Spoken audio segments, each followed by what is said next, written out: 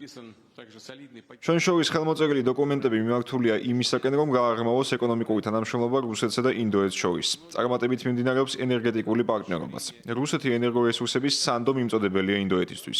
ჩვენ მზად ვართ გავაგრძელოთ საწვავის უწყვეტი მიწოდება ინდოეთის მზარდი ეკონომიკისთვის. ჩვენ შორის საუბრები საკვანძო გლობალურ თუ რეგიონალურ საკითხებზე ადასტურებს, რომ ორი ქვეყნის პოზიციები შეკავშირებულია. რუსეთი და ინდოეთი ატარებენ დამოუკიდებელ და სუვერენულ საგარეო პოლიტიკას. ბრიქსის თანამოაზრეებთან და გლობალური უმრავლესობის სხვა ქვეყნებთან ერთად ჩვენ წინ მივიწევთ იმ ძალისხმევაში, რომ ავაშენოთ უფრო სამართლიანი და უფრო დემოკრატიული მულტიპოლარული სამყარო. Economic cooperation program पर ჩვენი პრიორიტეტია ეკონომიკური თანამშრომლობა, ახალ სიმაღლეებზე ავიყვანოთ. ამ მხრივ შევთანხმდით 2030 წლის პროგრამაზე.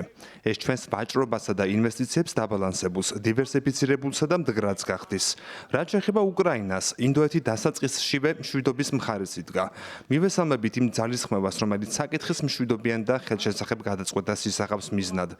ინდოეთი ყოველთვის მზად იყო გაწიოს საკუთარი კონტრიბუცია ამ საქმეში და ასეც გააგრძელებს.